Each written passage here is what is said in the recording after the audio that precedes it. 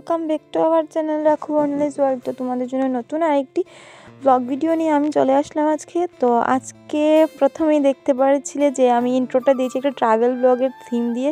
তো হ্যাঁ, সত্যি আজকে আমি একটা ট্রাভেল ব্লগই দিতে যাচ্ছি। তো অনেক দিন পর কোথাও ঘুরতে বেরিয়েছিলাম, তো কোথায় যাচ্ছি কি করছিলাম সব কিছু তোমাদের সাথে শেয়ার করব। তো ভিডিওটা স্কিপ না করে পুরো ভিডিওটা দেখতে থাকো।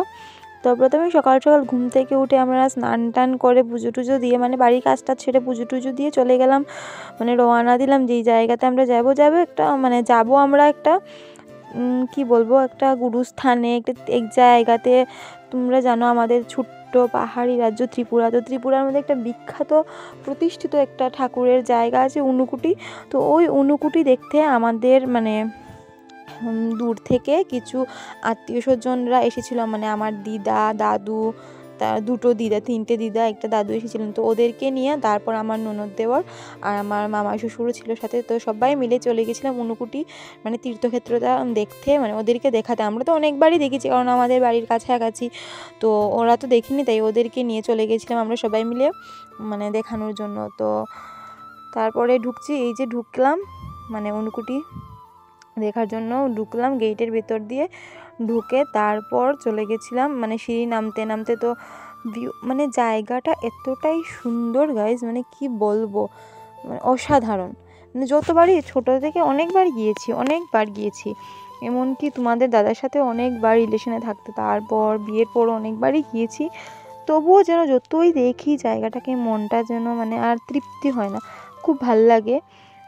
চারিদিক সবুজের একটা সমারোহ, তারপর মানে সব জায়গা দিক দিয়ে দেবদেবীদের পুজো আরাধনা চলছে, তো খুব ভালো লাগে। আর প্রচুর তীর্থযাত্রীরা রোজ এখানে প্রচুর তীর্থযাত্রীরা আসে, পর্যটকরা আসে, যেহেতু এটা একটা ত্রিপুরা যেমন একটা বিশেষ পর্যটন কেন্দ্র, বিশেষ পর্যটকরা এখানে আসে, দর্শন করে, প্রণাম করে, ঠাকুরের কাছ থেকে আশীর্বাদ নেয়। আর ওইটা যে ওইখানে দেখছো একটা কুণ্ডু, মানে এই কুণ্ডুতে সবাই অনেকে স্নান করে নিজেকে শুদ্ধি মানে গঙ্গা জল মনে করতে পারো, স্নান করে তারপর ওইখানে পুজো, ওইখানটাতে দেখলে পুজো টুজো দিয়ে তারপরে আর কি অনুকুটি মানে দেখা আমরা শেষ। তারপর চলে গিয়েছিলাম লক্ষ্মীনারায়ণ বাড়ি। তো ওইখানে গিয়ে সবাই মিলে একটু মানে মন্দিরটা ঘোরাটোরা করলাম। ওই যে দেখতে পাচ্ছ এখানে একটা কুঞ্জর মতো দেখা যাচ্ছে হরে কৃষ্ণ হরে নাম রেখা, তো ওইখানে বিয়ে টিয়ে হয়। আর ওই যে বটগাছটাতে লাল ডোরা বাঁধলে মনের আশা আকাঙ্ক্ষা সব কিছু পূর্ণ হয়। আর যেগুলি মানে বাধা আছে ওইগুলো আশীর্বাদ স্বরূপ অনেকে ছুটিয়ে বাড়িতেও নিয়ে যান। তো সবাই মিলে আমরা জাস্ট একটু ঘোরাঘুরি করে দেখছিলাম মন্দিরটা।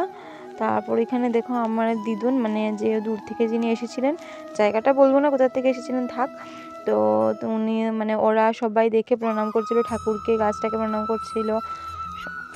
তারপর প্রণাম করার এখানে দেখবে সায়নের কীর্তনীতে সায়ন সবাই হয়তো ভাববে যে ও ফিতা বাঁধছে, ও এখান থেকে ফিতা চুরি করে নিয়ে যাচ্ছিল।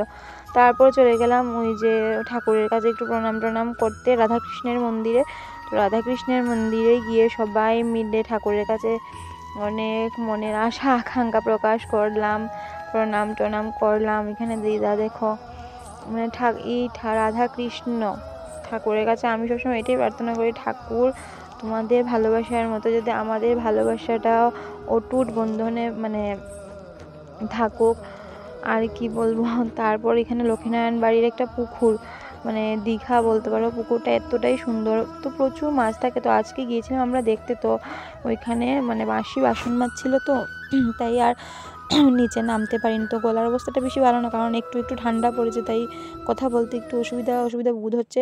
তারপর ওই মানে বাইরের একটু ভিউটা দেখলাম মন্দিরের চারপাশটা একটু দেখে তারপরে আবার আমরা চলে গেলাম গাড়িতে। তো গাড়ি করে সবাই মিলে মানে বাড়িতে চলে আসলাম। তো আর কি বলবো, আজকের ভিডিওটা প্রায় এতটুকুই। তো ভিডিওটা ভালো লাগলে অবশ্যই লাইক শেয়ার কমেন্ট অ্যান্ড চ্যানেলটাকে সাবস্ক্রাইব করে দিও টুক করে। টাটা।